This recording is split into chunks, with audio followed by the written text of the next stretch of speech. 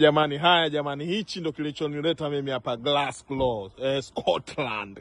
Imeleta hii Discovery 3 metallic grey, bonge moja la gari, bonge moja la mpira wewe. Yaani mimi nikiona madiscover na changanyikiwa nyewe mwenzenu, angalia mpira. Hii ni Discovery 3 ambayo imekuwa tayari kuwa upgraded Discovery 4 HSE full house wewe.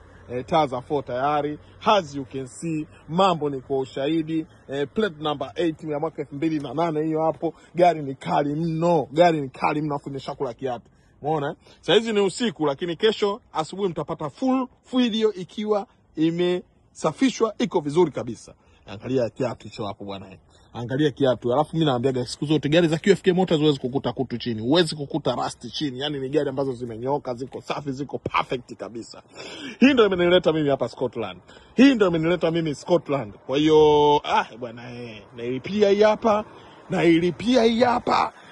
Niondoke nayo kuenda nayo London. Ni masaa almost 9 hapa kutoka Glasgow mpaka Uingereza pale London. Bwana gari ni kali mno. Kali mno. Grill ya Discovery 4 tayari hapa, as you can see. Mwana grill ya Discovery 4. Kesho nitachukulia video vizuri kabisa. Hii ni mali ya QFK Motors, haina mwenyewe. Uweka down payment, ikifika Tanzania inakuwa ni mali yako. Mimi na Discovery ni baba na mama. Yani mimi na Discovery zinanichanganya kweli. Rangi ni ya hela, metallic grey. Hebu piga picha, unaenda likizo, unaenda Disemba, unaingia Moshi pale na mnyamwezi kama huyu, na mnyama kama huyu. Unaenda ukweni na Discover kama hili. Unaongezewa mke wa pili. Weka down payment, ondoka na chuma hiyo.